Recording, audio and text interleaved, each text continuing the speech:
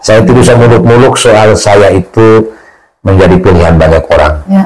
Di dalam keluarga kecil yang sederhana, kami ini orang yang sangat sederhana, ya. Saya sudah menjadi pilihan.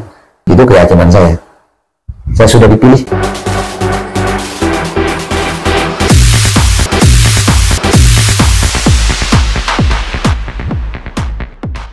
Kalian tuh dekatnya kalau anak laki-laki biasanya kan dekat sama mama nih, sama ibu. Ya. Dekat dengan ibu atau dengan bapak? Saya malah dua-duanya dekat. Tapi ya. Yang paling menarik bagi saya, tampang saya ini memang jelek ya. Tapi jadi kesukaan ibu. Anehnya ketika ibu menghembuskan nafasnya yang terakhir kali itu di tangan saya. Saya sedang memangku pangku kepalanya ibu. Ceritanya bagaimana? Jadi pada tanggal 30 November 2015 itu kondisi Kota Kupang waktu itu sangat panas. Cuacanya memang panas sekali. Jadi juga saya cari SS untuk menyejukkan ibu waktu itu. Tidak banyak dapat juga. Karena saya rawat di rumah, rawat ibu. Sakitnya sakit memang orang tua kan? Sakit orang tua. Umur berapa saat itu? 70-an. Jadi ibu saya malamnya itu, kalau saya kebiasaan mau tidur itu pamit. Iya. Saya mesti lihat dia, kenapa belum tidur? Sudah, nanti saya tidur. Terus dia suruh saya, kau pergi tidur sudah. Jadi malam itu saya masih tegur dia. Untuk 30 November malam saya masih menegur almarhum ya, bahwa tidur sudah supaya jangan kepan. Tapi memang panas kondisinya malam itu juga panas. Bukan karena ibu saya sakit panas, bukan, alamnya memang panas sekali. Ya. Jadi pagi saya tidur, besok paginya saya sadar, saya pergi lihat ibu saya di kamar sebelah. Saya begitu angkat tangannya berat. Jadi saya bilang, jangan sampai ibu saya mau mati nih. Ya, saya pegang-pegang. Nah, kami berdua sendiri. Ya. Saya lihat makanan ada di sebelah, dia tidak makan. Jadi Bapak di mana? Bapak sudah meninggal dulu. Oh, Bapak. Nah, Bapak sudah meninggal 2013. Jadi waktu itu mau dengan cara apa saya harus memastikan ibu saya ini sudah masih ada napas atau sudah tidak punya napas. Jadi saya masih permisi, saya masih main di bibirnya pakai tangan itu. Oh, bergerak. Hai, jangan masih, aduh kenapa aku belum makan. Nah, dia juga tidak terlalu menanggapi masih saya. Respon, ya? Masih respon. Jadi kalau memang ibu saya itu dia andaikan tidak menghendaki saya ada, ya. Mungkin dia sudah malam itu juga sudah bergelisah maut. Ya. Kalau dia tidak menghendaki saya ada, barangkali ya sudah, saya pagi itu sudah menemukan jenazah, mayat. Nah, tapi kehendak Tuhan bicara lain, jadi saya masih sempat berupaya untuk memompa jantungnya, supaya dia masih bisa ini. Nah, tiba-tiba upaya-upaya saya itu tidak bisa terjawab ya. Sekitar jam-jam 11, dia begitu, karena saya sedang bekerja memompa jantungnya, begitu keringat saya itu jatuh di pipi ini ya. Ah, itu begitu kena keringat saya dari atas jatuh, pas sambil saya pangkut kepalanya, saya pas bilang, mama kuat, harus kuat ya. Dia tidak terlalu tanggapi, dia hanya mengatakan ya dengan suara terenganan. Jadi waktu saya punya keringat jatuh persis kena di pipinya, dia langsung melihat saya dengan berusaha, matanya yang tajam, dia lihat, dia tarik nafas, lalu hembus, sudah selesai. Bagaimana rasa kakak saya? Saya kalau kembali mengingat kondisi itu ya, pertama saat itu kami dua sendiri. Kakak belum ada, mereka ada di rumah mereka masing-masing. Jadi tapi menghadapi sakrat maut, saya masih bisa kontrol pikiran saya bahwa saya tidak boleh menangis. Padahal dekat ya. Ya, artinya saat itu memang kehilangan betul ya rasa. Sudah harus merasa bahwa memang ini mama pasti sudah tidak bisa saya tolong lagi. Jadi saya itu merasakan betul perasaan kehilangan, tapi karena ada saya ingat suara hati saya mengatakan 3 jam ke depan tidak boleh menangis.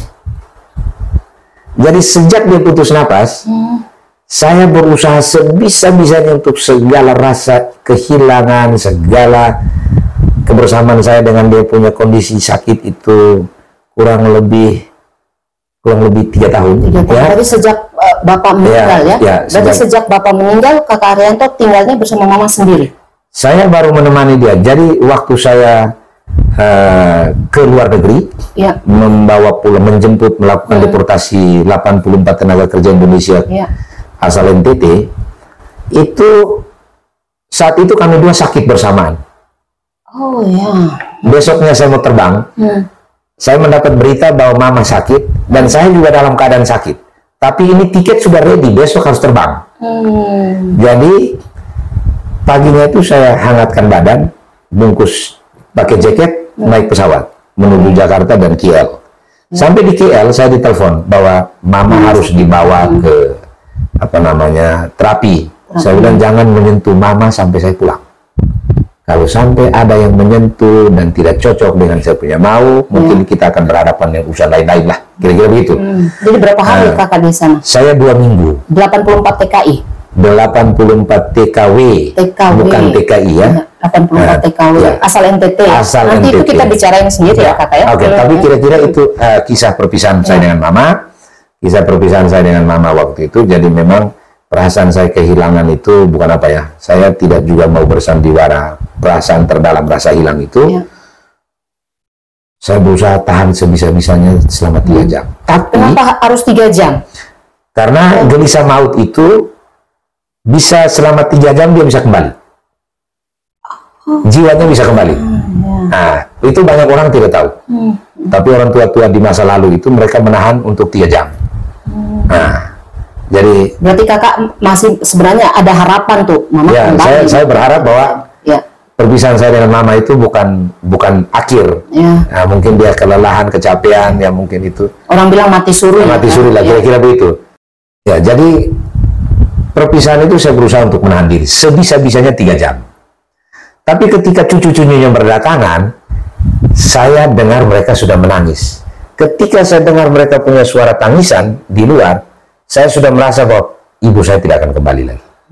Jadi untuk menekan rasa sedih yang harusnya saya lepas saja biar dia mengalir, ternyata tidak bisa. Saya harus berusaha cara lain, berteriak, melepas suara kuat, tidak itu, supaya air mata jangan keluar.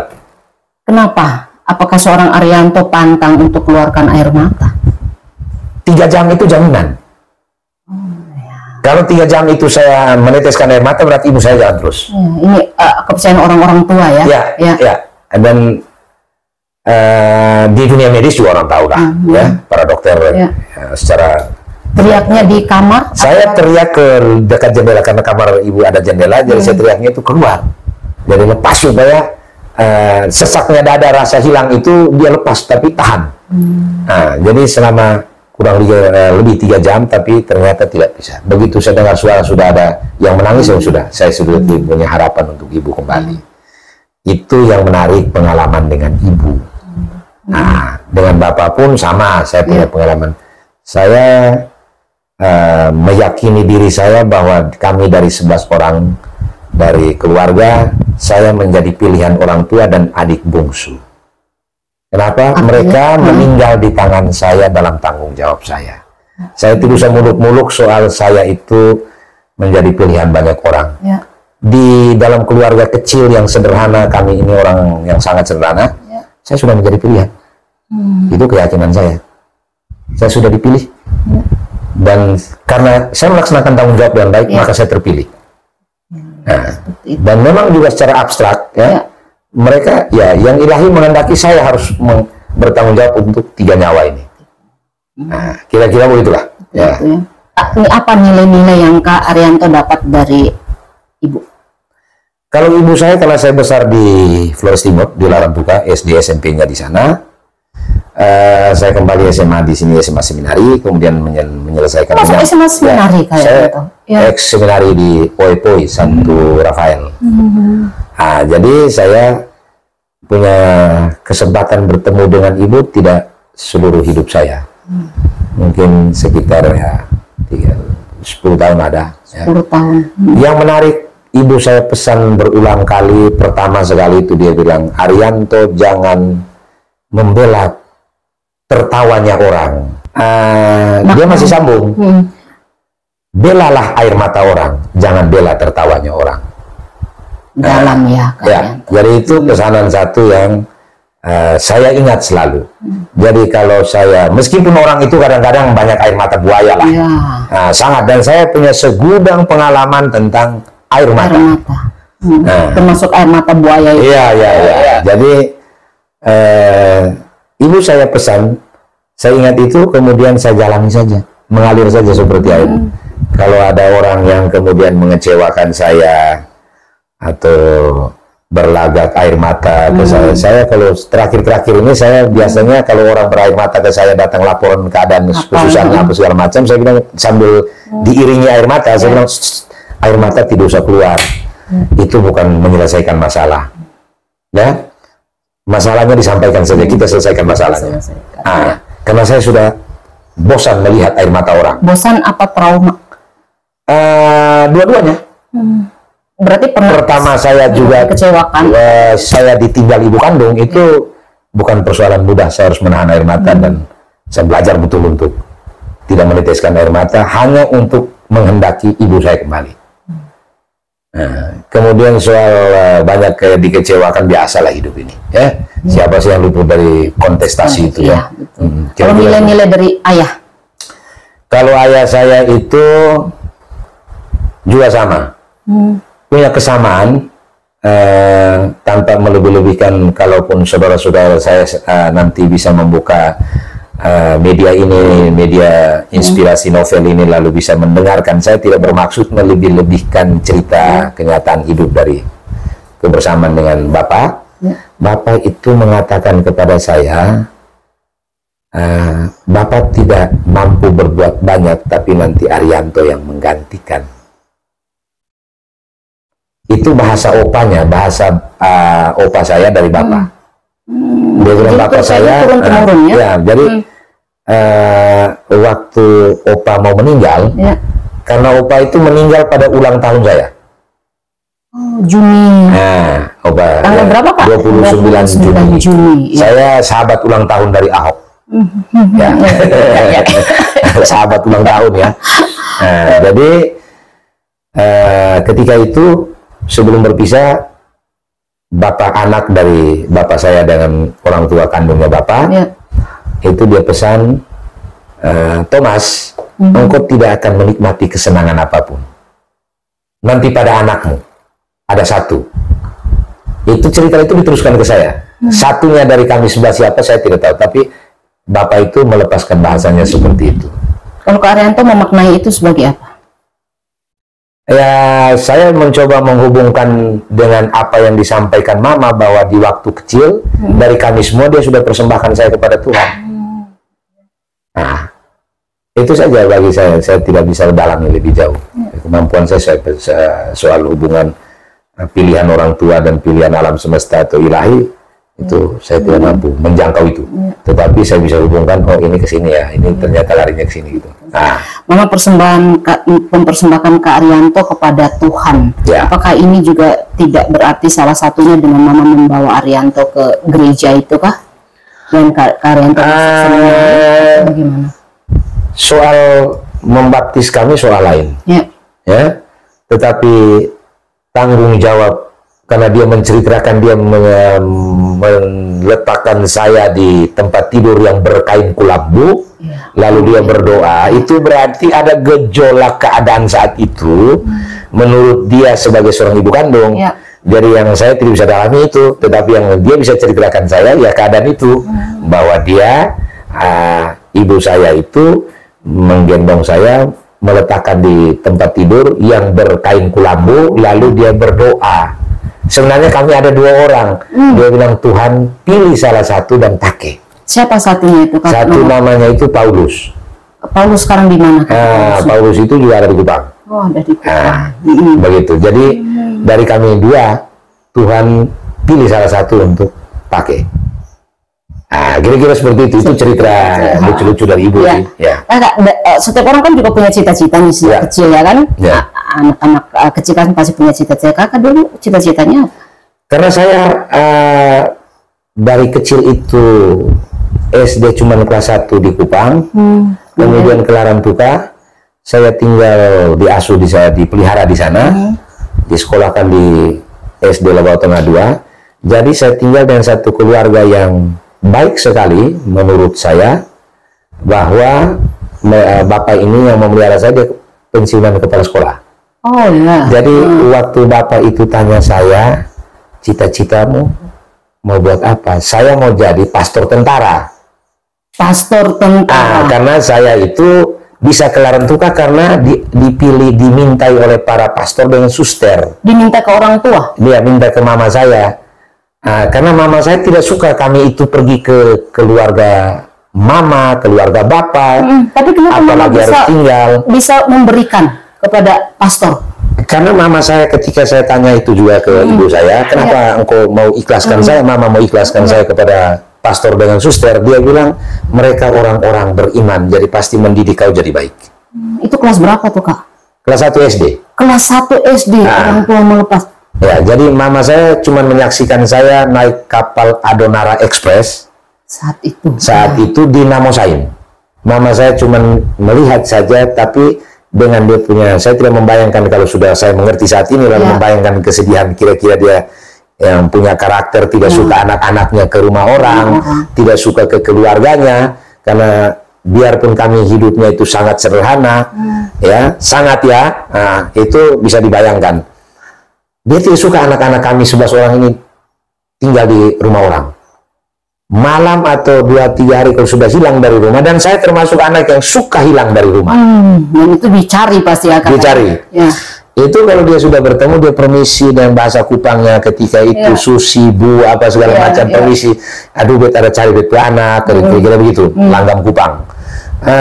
Begitu kalau ke saya, daripada saya korban untuk dia bawa pulang, begitu saya kalau dengar dia punya suara dari depan jalan, atau sudah masuk ke halaman rumah, atau sudah masuk pintu rumah, saya ada di belakang, dia bilang Susi, saya dengar dia suara itu, saya sumpit dari belakang, tuh saya hilang memang, karena pasti dia bawa pulang, pasti. Dia tidak suka kami tinggal dengan orang. Dipukul juga tidak?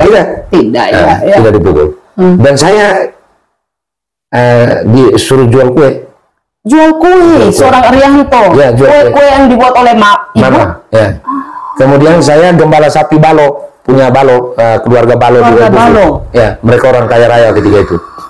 Gembala sapi. Umur berapa Kak itu? Tidak bayangkan, waktu itu pokoknya belum ke Larantuka lah, jadi berarti kecil. Ya, kemudian saya pernah konjak oto Sinar Asia, truk muat batu. Sekedar hanya karena anak kecil senang-senang, atau ada dapat uang dari situ Kak? Ya karena suka saja lari kasih tinggal mama itu, biar saya tidak merepotkan, kan kami banyak. Lalu saya suka cari tempat-tempat yang saya bisa senang. Dan saya bukan tipikal yang bergaul sebaya. Saya suka lihat orang-orang dewasa. Jadi bergaul. Tapi ketika ada uang jasa yang dikasih ke Kak Arianto, Kak Arianto gunakan untuk apa atau tidak? Saya kalau uang jasa, saya tidak mengerti waktu itu ya. Tapi dikasih tidak. Yang saya bayangkan kalau saya dapat makan enak, sudah. Selesai. Yang tidak jadi beban keluarga. Bukan beban ya, tidak merepotkan, tadi Kakak bilang tidak membuat. Gimana? Saya bukan soal, saya bertemu aja dapat suasana yang saya senang, saya di situ. Begitu. Jadi saya juga pernah tukang parkir di gereja Santo Yosef, Mekoten ketika itu. Saya pernah tiup listrik untuk perintah-perintah Pak Gubernur Ben Boy, yang biasanya gereja hari Sabtu sore. Ya, itu saya tiup listrik, jadi karena dia lihat saya anak kecil yang kerja. Ya, itu bukan soal kerja, dia lihat aneh. Karena pakai tampang kuning putih, tiup listrik, suruh atur-atur parkiran. Jadi dia tanyalah ke pastor paroki ketika itu anak siapa itu bisa perintah-perintah saya. Tapi saya lihatnya kalau saya kasih parkiran karcis dari gereja, apa ya, 50 rupiah ya, tapi dia kasihnya banyak, saya juga tidak tahu itu. Terus saya lihat uang banyak ya. Jadi sejak itu sudah bisa cari uang, tanggung jawabnya sudah ada. Lalu Ya saya serahkan saja karena takut nanti dimarahi pastor, disuruh pulang gitu kan. Jadi saya serahkan saja. Tukang parkir sudah. Konjak Oto namanya si Unyil. Si Unyil juga. Ya, itu belum gelaran duka. Berarti kalau saya SD kelas 1 kan umurnya ya 6 tahunan kan Kak? Ya kurang lebih. Ya. Nah, karena saya nanti SD-nya dilanjutkan ke kelas 2. Coba kalau zaman sekarang orang sudah bilang pekerjaan anak ya Kak. Ya bisa. Ya setuju. Tapi saya anak ini. Kalau pekerja anak, tapi kan bukan bekerja Kak kan? Ya, hanya karena senang. Ya. Orang senang saya karena lucu. Ya. Nah, saya tidak ada saja saya punya gaya aneh-aneh yang mereka merasa nyaman gitu kan. Nah, jadi disukai banyak orang itu. Nah, itu yang saya bisa. Lalu saya pernah tinggal di Wisma Oematonis. Wisma Oematonis itu di Camblong. Ya? Di Camblong. Iya. Nah, itu sudah mulai dari situ pintu keluar gejala keluarnya saya ke Flores. Karena bertemu dengan pastor di situ. Sejak dari Naikoten, pastor itu pulang dari Italia, pulang dari Austria. Dia ambil saya, membawa saya ke Camblong, kemudian didukung oleh salah satu suster yang sudah almarhumah, yaitu Suster Maria Humiliata Sinagula PRR. Masih ingat nama lengkap, dan itu mereka sangat mengasihi saya. Jadi saya dari Camblong ke Namosain ke Larantuka dan seterusnya. Berapa tahun? Sampai SMP? Saya sampai SMP. Lalu SMA-nya di mana Kak? SMA Seminari. SMA di Kupang. Di Kupang ini ya. Nah, kira-kira begitu. Itu pengalaman lucu-lucu. Ya. Silakan terima kasih ya. Minum dulu. Kita minum dulu. Ini kopi nih. Enak tidak kopinya Kak? Lumayan. Iya. Jadi itu pengalaman saya. Kemudian keluar dari seminari itu pertimbangannya apa Kak? Oh, kesehatan. Saya dulu mengidap penyakit malaria tropika. Orang bilang kalau malaria tropika itu yang sampai naik-naik. Orang bilang mau mengarah-mengarah ke ODGJ kan kalau dia naik pohon, naik apa. Nah, jadi di seminari. Lalu karena juga pertimbangan kesehatan saya itulah ketika 1 tahun kemudian saya diminta untuk menyambung dan menyelesaikan pendidikan saya setingkat SMA di luar saja. Di luar. Menyesal nggak Kakak karena? Pertama menyesal ya, karena di seminari pembentukannya baik. Tapi apa mau dikata? Harus terima kenyataan karena itu aturan. Jadi saya guling tikar baik-baik. Saya pikul saya punya tikar, pulanglah ke OEBA. Pulang ke OEBA. Mama? Ibu saya tidak tahu. Nanti tahunya setelah saya sudah daftar di SMA luar. Kecewa juga tidak Ibu? Yang pastilah, tapi biasalah ibu itu kan berusaha menutupi. Kira-kira begitu. Kemudian banting setir setelah SMA? SMA itu saya belum tamat. Saya sudah bekerja di Radio Tiri Lolok Suara Verbum. Nyiar nih ceritanya nih. Dulu ya. Mengasuh acara apa Kak di? Waktu itu saya belum mengasuh acara. Saya di lapangan mungkin Kak. Sudah mulai aktif di studio rekaman dengan itu ikut sandiwara radio. Jadi saya sudah mulai aktif ikut-ikut gitu. Karena saya pintar membawa diri dan pintar menciptakan hubungan baik, akhirnya setelah ujian SMA belum terima amplop, saya sudah pergi kasih tahu pastor pemimpin perusahaan ini, almarhum Pastor Pit Menehat, Pater, saya sudah tamat. Jadi saya belum terima amplop, belum tahu tamat atau tidak. Saya sudah yakinkan karena saking mau jadi penyiar. Jadi, itu baik kalau begitu engkau boleh bekerja ya. Jadi saya masuk kerja. Padahal ini kalau seandainya saya tidak lulus SMA, betapa hancurnya saya menipu pastor kan. Takut juga saya. Sudah sabunya dosa akhirat. Jadi saya belum terima amplop. Saya sudah lapor diri tanggal 4 Mei. Waktu itu saya sudah lapor diri ke Pastor Pit, dan Pastor Pit dengan legowo tanpa menerima saya punya lamaran segala macam langsung masuk. Karena sebelumnya sudah ada nada dasar gabung-gabung gitu. Dia kan ada ini prosesnya juga di situ ya. Berapa tahun Kak di Verbum tuh Kak? Saya dari 1994 sampai dengan 2001 ya. 2001. Lumayan. Begitu. Itu cerita-cerita kecil. Pekerjaan. Lalu kenapa bisa sampai keluar dari Verbum?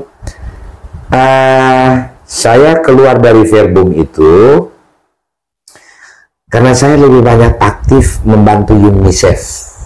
Nah, ini kayaknya cikal bakal yang kakak punya yayasan. Ya, jadi saya belajar karena ketika itu di 99 itu kan ada Exodus.